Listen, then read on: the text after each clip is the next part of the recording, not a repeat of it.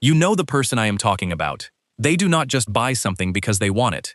They open 3 tabs, check the price history, search for a coupon code, wait for the next sales cycle, and still ask one final question. Can I get it for less? To some people, that looks cheap. To others, it looks exhausting. But to the person doing it, paying full price does not feel neutral. It feels wrong, almost like they are being tricked. And that is the part most people miss. For many sale-only buyers, the discount is not just about saving money. It is about reducing financial discomfort. It is about feeling in control. It is about proving that money did not leave their life without a fight. In this episode, we are going to decode the psychology of people who only buy things on sale, why marketers understand this behavior better than most families do, and how to turn discount discipline into a wealth-building system instead of a constant anxiety loop. Here is the uncomfortable truth. Some people are not waiting because they love shopping. They are waiting because buying at the wrong price feels like losing discipline in public. The product may be useful, the money may be available, and the purchase may be reasonable. But the full price tag still creates a small argument inside their head. That internal argument is what this video is really about. Let us clear up the first misunderstanding. Refusing to pay full price is not automatically wisdom. It is also not automatically cheapness. It depends on what is driving the behavior. There is a big difference between a person who waits for value and a person who cannot make any purchase without guilt. The value-driven buyer says, "I know what this is worth to me, and I will buy it when the price makes sense." The fear-driven buyer says, "If I pay normal price, I failed." Those sound similar from the outside, but they are very different inside the brain. One is a strategy. The other is a stress response wearing a coupon code. This matters because people often judge the behavior without understanding the system behind it. A sale-only buyer is usually not trying to make life difficult. They are trying to create certainty in a world where prices move, emergencies happen, jobs change, and one careless month can damage a budget. The behavior becomes easier to understand when you stop asking, "Why are they so cheap?" and start asking, "What risk are they trying to avoid?" Behavioral finance has a useful phrase for this: the pain of paying. It is the uncomfortable feeling that shows up when money leaves your account. Not everyone feels it with the same intensity. Some people swipe, tap, or click with almost no emotional friction. Others feel the loss immediately, even if they can afford the purchase. Research on purchase decisions has found that when a price feels excessive, the brain can respond in areas linked with discomfort and salience. That does not mean a sale shopper has a special brain condition. It means price is not just a number. Price can feel like a signal of safety or threat. So when a full price tag bothers you, you may not be reacting to the item. You may not be reacting to the feeling that cash flow is being weakened. That is why a discount can feel calming. The item did not magically become more useful. The emotional loss became smaller. Cash, cards, and digital wallets can all change how strongly this feeling appears. Physical cash makes the loss visible. Credit cards can delay the emotional hit. One-click checkout can make spending feel almost unreal until the statement arrives. The sale-only buyer often tries to restore that missing friction. Price tracking, waiting, and comparing are ways to slow the moment down so the decision feels deliberate instead of automatic. That friction can be useful as long as it does not turn every normal purchase into a personal failure. Here is where sale-only buyers differ from impulse buyers. For an impulse buyer, the reward is the purchase. They want the thing, they get the thing, and the brain gets a quick win. For the sale buyer, the reward is often the optimization. They want the thing, but they also want proof that they did not overpay. They want the receipt to say, "You handled this correctly." That is why a good deal can feel better than the product itself. The buyer is not just wearing a jacket, they are wearing evidence. Evidence that they waited. Evidence that they researched. Evidence that they beat the system. This is also why the same person might ignore a product at full price, then suddenly want it when the tag says 40% off. The sale changes the story. It turns spending into winning. This also explains why sale buyers often remember their best deals with strange accuracy. They may forget what they had for lunch, but they remember the coat that dropped from $180 to $72 after 6 weeks of waiting. That memory becomes part of their financial identity. It says, "I am the kind of person who does not get played." The danger is that the identity can become addictive. If every purchase has to become a victory, ordinary buying starts to feel like losing. Retailers know this. They know most shoppers do not judge a price in isolation. They judge it against a reference point. That reference point is called an anchor. If a tag says the original price was $100, and today it is $59, the brain compares 59 to 100. It feels like a gain, even if the item was never truly worth $100.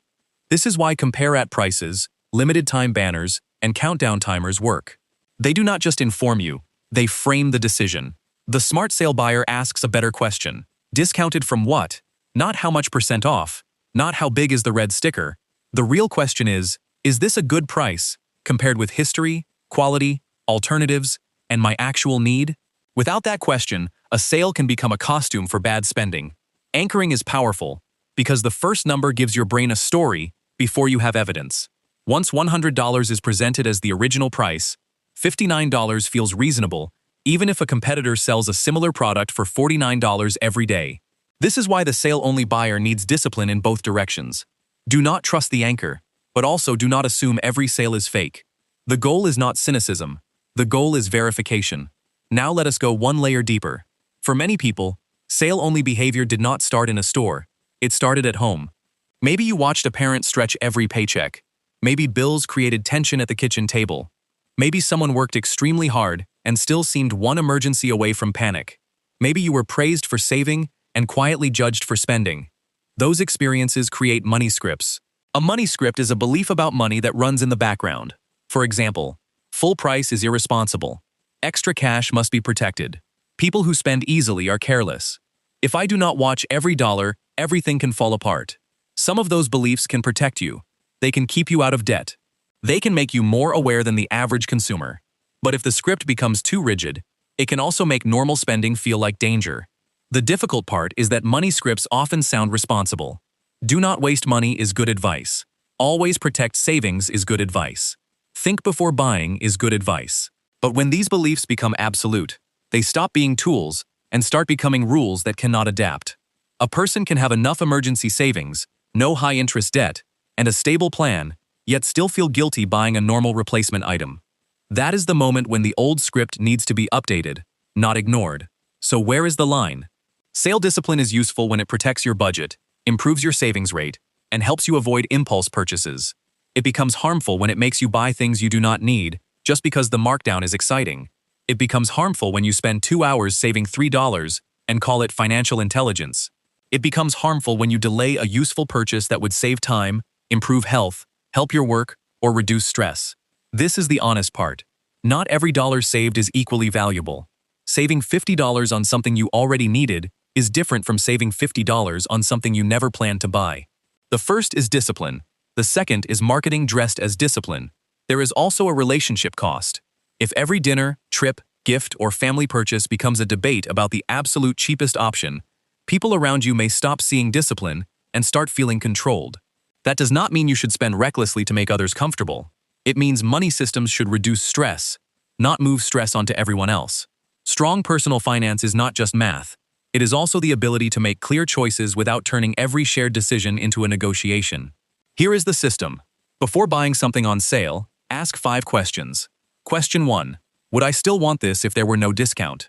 If the answer is no, the sale created the desire. Question 2. Is this close to its real historical low, or am I being fooled by a fake anchor? Question 3.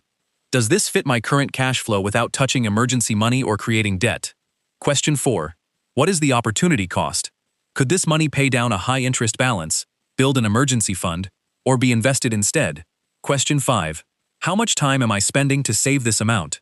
A 10-minute search for a meaningful saving makes sense. A half-day hunt for a tiny discount usually does not. This filter gives you control without turning every purchase into a courtroom trial. The best part of this filter is that it protects both sides of the problem. It protects you from impulse buying because the item must pass need, value, and cash flow tests. But it also protects you from overthinking because once an item passes the test, you do not need to keep punishing yourself for buying it. A system should give you permission as well as restriction. Otherwise, it is not a system. It is just anxiety with better organization. Now let us connect this to wealth building. A discount only builds wealth if the saved money is redirected. If you save $20 on one item and spend $20 on another random item, your net worth did not move. You just transferred the dopamine. But if you consistently redirect savings toward debt payoff, emergency reserves, retirement accounts, or long-term investments, the behavior changes category. For example, saving $50 per week and investing it at a hypothetical 7% annual return could grow to roughly $37,000 over 10 years before taxes and fees. Over longer periods, the number can become much larger. The point is not that returns are guaranteed. They are not. The point is that disciplined cash flow becomes powerful only when it has a destination. Savings without direction can become clutter. Savings with direction becomes optionality. This is where many people fool themselves. They talk about all the money they saved during a sale, but their bank balance does not rise, their debt does not fall, and their investments do not grow. That means the saving was only emotional. To make it financial, create a small rule. Every meaningful discount gets moved somewhere on purpose. Even if it is only $10, send it to the emergency fund, a debt payment, or an investment account. The transfer is what turns a smart purchase into a wealth habit. The hardest part is social pressure. There will always be someone who says, just buy it.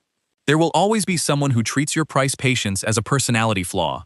But the goal is not to prove you are stricter than everyone else. The goal is to become calm and clear. You do not need to defend every coupon. You do not need to explain every delayed purchase. You also do not need to turn money caution into moral superiority. Some people spend more freely because they are careless. Others spend more freely because they have a different budget, different priorities, or a healthier relationship with small purchases. Your job is not to copy them or judge them. Your job is to know your system. A healthy sale buyer can say, "This is not worth it to me at that price," without sounding ashamed. They can also say, "This is worth buying today," without needing the approval of a red sticker. That is the maturity point.